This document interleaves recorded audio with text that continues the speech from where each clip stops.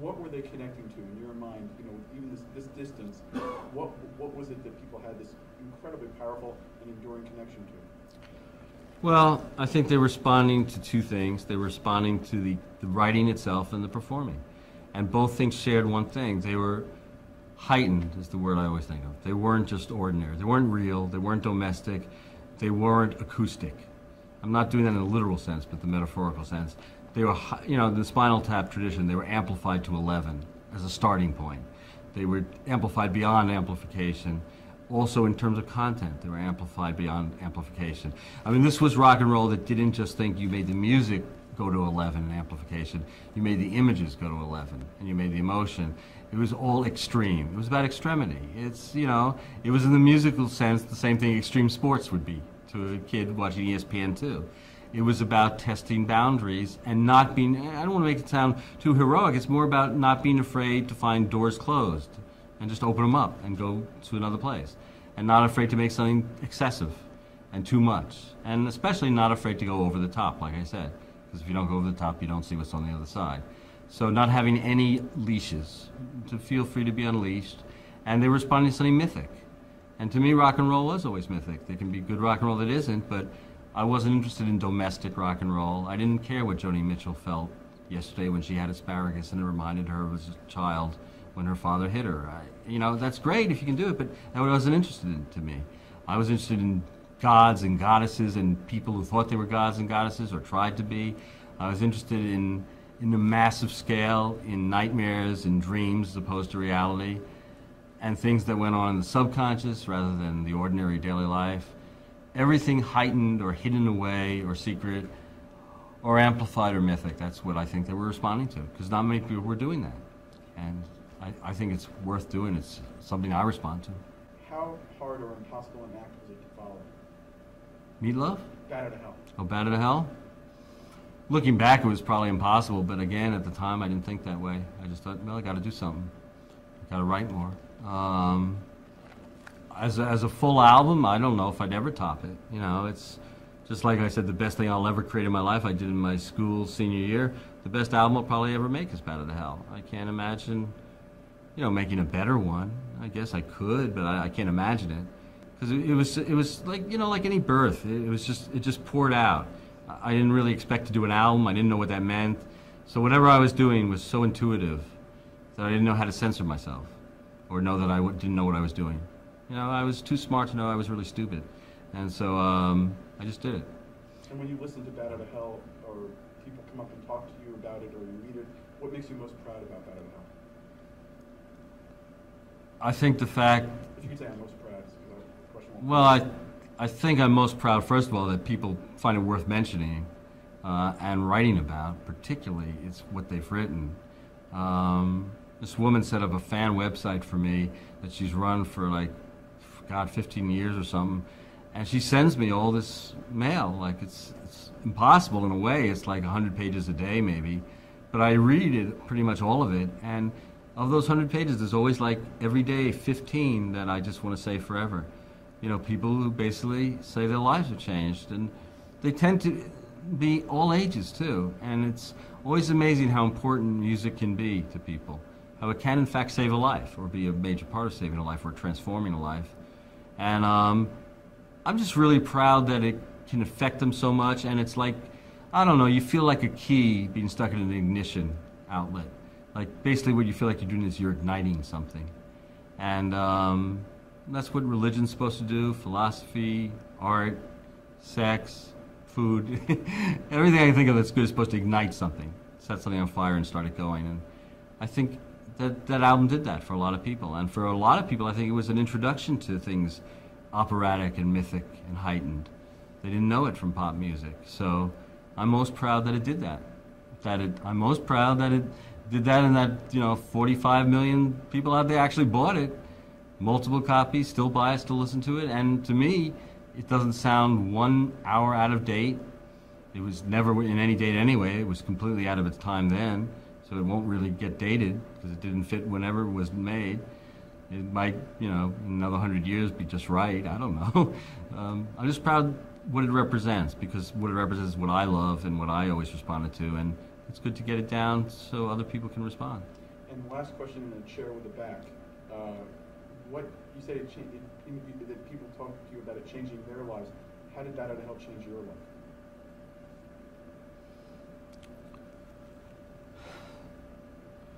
I don't know. I just don't know. It, in the most practical sense, it set me on a path I never expected to do, of being a record producer and songwriter for the next 25 years, and I never expected to do that. I expected to be doing films and theater. So there's that factor, just realistically. And also, on a deeper level, it showed that I wasn't insane thinking I could, create something that could reach people. And, it's sort of like in the end that's worth that, and, $3 is worth a cab ride. It's still just a thought.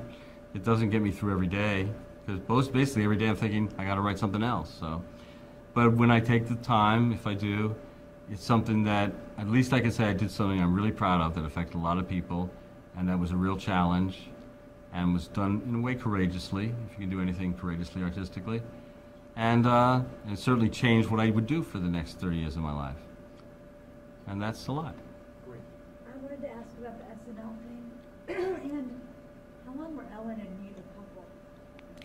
I don't know how long they were a couple. They were, I was mostly aware of it when we were up at Woodstock recording. I don't think it was a long time.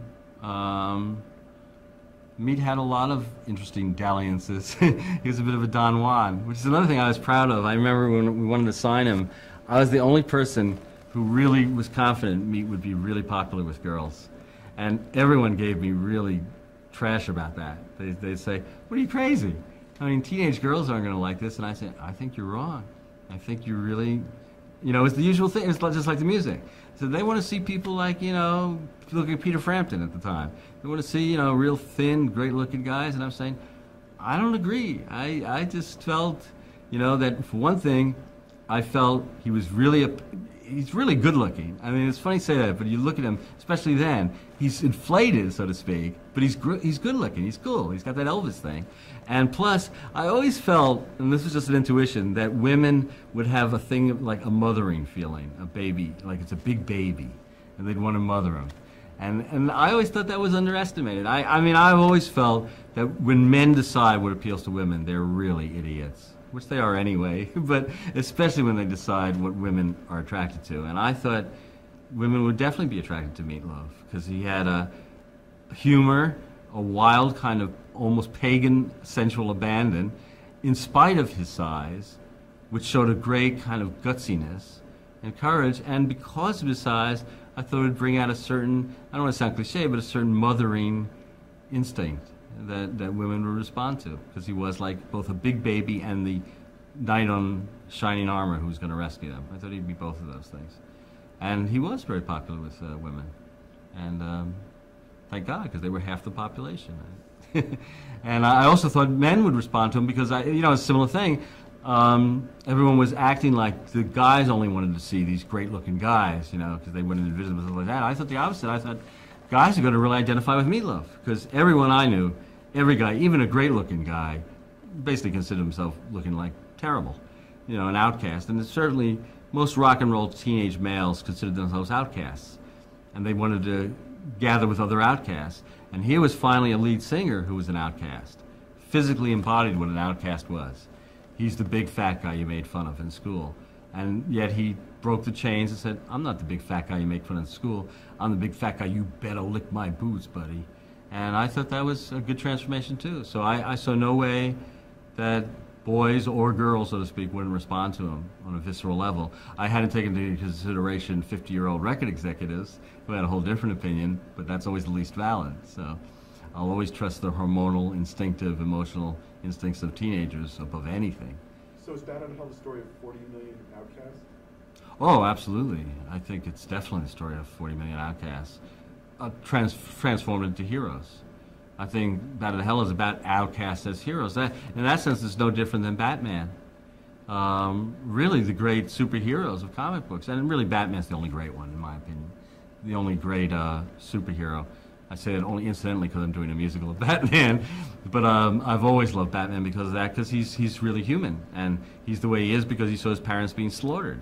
He's a total psychotic, neurotic, non-functioning human being who, a playboy who has a totally superficial, silly life by day, and by night gets dressed up in cod pieces, fetishistic vinyl, with enormous nipples, and and goes out with Robin on these adventures. I don't think you can find anything kinkier, and yet he's a hero.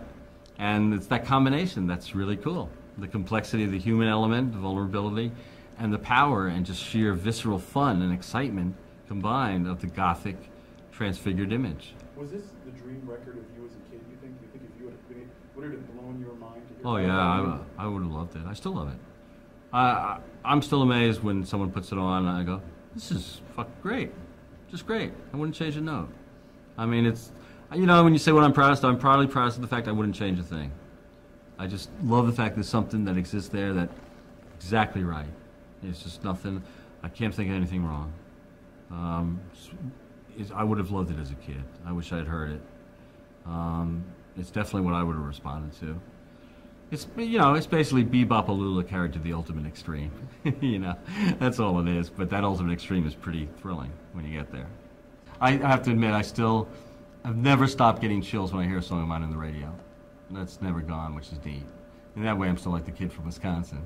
What was the first time you heard one Battered House on the radio? I remember it really well. We were at the record plant. We were mastering the record, actually. And NEW, I guess, I don't know all the details, but I guess NEW was playing it before we did the finished mastered version. And while we were there, we're sitting around, unless we were mastering a single, I don't know exactly, but I know we were in the mastering room of the record plant in New York City. And someone said, hey, your song's on the radio. And we went, what? And we went running into the other room, and there was WNEW-FM in New York, Scott Muni, playing back to back, and we heard him announce it because that's what they knew he was going to do. And he said, okay, as promised, here are the two big ones from the really big one. Battered to Hell, Meatloaf, here they are. Battered to Hell and Paradise by the Dashboard Light. And looking back at it, now I know that he went, God, now I can go take a dump, and I don't have to come back for 20 minutes, thank God. But they played the whole 20 minutes, and we sat there like worshipers. It wasn't like we had done it. We just thought, and looking back, I could remember Jimmy Iovine saying, it sounds great. It's on the radio. It sounds great. And it was so magical to me to hear that on the radio. And it never has left me to this day. If I hear a song of mine on the radio, I still get chills. It's like, and partly because I feel connected to that kid in Wisconsin, under the sheets, and that widower and that woman working in Texas. It's, radio's a magical thing. And that's something that, I suppose people do it from every art form, but I think radio may be the most intimate and music is the most... I always think of music as still the most jugular of art forms. That's the word I think of. Actually, when you ask me why I think Battered to Hell works, it's one of the words I should use is I think it's a jugular record. There are a lot of records that are, capillaries and things like that, but this is really the jugular vein, and you connect to it. It's like hooking up to an IV unit. That's how Battered to Hell should be heard. They should hook up an IV unit and it should go right into the bloodstream. And I just remember that always thinking that music more than anything, and it's true, people use music the most personally of every art form. I mean, I think people define their lives, style their lives, shape their lives more to music than they possibly could to film, television, or anything. It's less spectator art than one that's, in the pure sense, is communal. You do ingest it, and it does become, you take it intravenously. I think music is an intravenous art. And they can figure out how to stop downloading, but all I care about is it's intravenous, and that's a good thing.